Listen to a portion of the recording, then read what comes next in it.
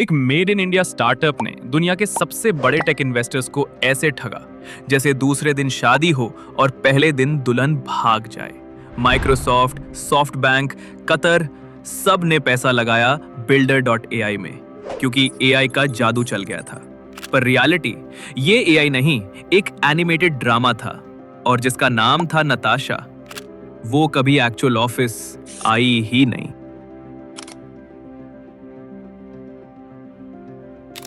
India के tech space में हर रोज नए स्टार्टअप पैदा होते हैं और सबका एक ही ड्रीम होता है, यूनिकॉर्न बनना। builder.ai ने भी सपना दिखाया, बिना कोडर के ऐप बनेगा, एआई सब कुछ करेगा। इन्वेस्टर्स खुश, मीडिया में तालियां और फाउंडर्स ने बोल दिया नताशा एआई हैंडल करेगी सब। पर असली सीन, नताशा एक स्क्रिप्टेड अवतार थी। प्रेजेंटेशन में स्माइल करने वाली बोट और कोड लिख रहे थे वही ओल्ड स्कूल फ्रीलांसर्स। 500 में गुरुग्राम के छोटे रूम से कोड भेज रहे थे। यानी ऊपर एआई, नीचे भैया जी। डिजिटल इंडिया का ये ग्लैमरस ढोंग था जहां टेक्नोलॉजी से ज्यादा मार्केटिंग चली। सॉफ्टबैंक का नाम आते ही दुनिया समझती है, पैसा, पावर और बड़ा विजन। लेकिन builder.ai के केस में सॉफ्टबैंक ने इन्वेस्टमेंट किया नहीं, इमोशनली इन्वेस्ट हो गया। फाउंडर ने पिच में लिखा था AI based instant app builder और मासायोशी सन ने सोचा बस ये तो फ्यूचर है। एक बार वीवर्क का फाउंडर भी यही बोलता था, we are changing the way humans work. Result $1 billion का पोपट। यहां भी वही सीन, builder.ai का एआई सिस्टम एक्चुअली रेडी ही नहीं था। एक इंटरनल ईमेल में लिखा गया, सर नताशा अभी सिर्फ फ्रंट एंड चैटबॉट है, बैक एंड कुछ नहीं है। जवाब, इन्वेस्टर कन्विंस है, बाद में बना लेंगे। और ये सुन के कतर के इन्वेस्टर्स भी बोर्ड पे चढ़ गए। उन्होंने इंडिया की ग्रोथ स्टोरी को सपना समझा, लेकिन रियलिटी में उन्हें मिला एआई का एनिमेटेड नाटक। एक मीम वायरल हो गया, कतर ने सोचा एआई मिलेगा, मिला दिल्ली का फ्रीलांसर।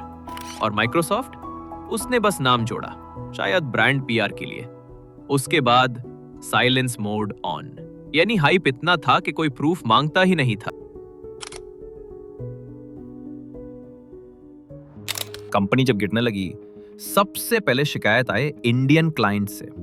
किसी ने लिखा 3 महीने हो गए, ना ऐप मिला ना रिफंड।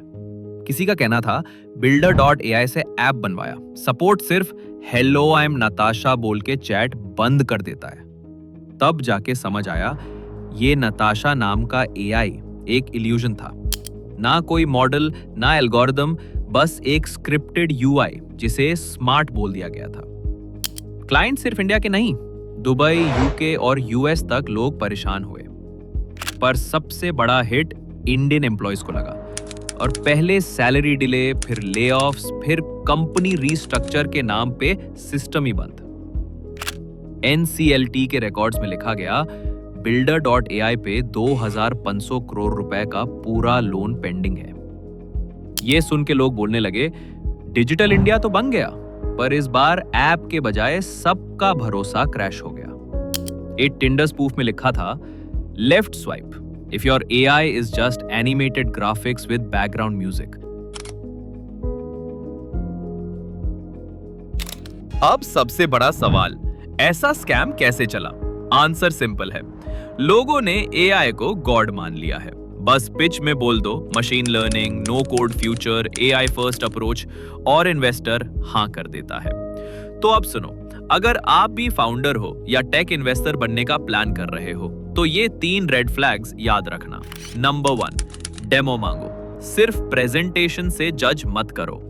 नंबर 2, फाउंडर के लिंक्डइन पे लिखा स्टैनफोर्ड तो गूगल कर लो क्या सच है या एडटेक का जादू है। नंबर 3, पहले के क्लाइंट से रिव्यू लो, वेबसाइट पे लिखा टेस्टिमोनियल नहीं, असली लोगों से बात करो। और हाँ, कोई कहे एआई सब करेगा, आप चाय पियो, तो चाय भी छोड़ो और सीधा भाग जाओ। अब मुझे बताओ, builder.ai से ज्यादा स्कैमी कौन हो सकता है? बाइजूस के 3 साल के कोर्स के ईएमआई, सत्यम का अकाउंटिंग सर्कस या पतंजलि का एआई चिप?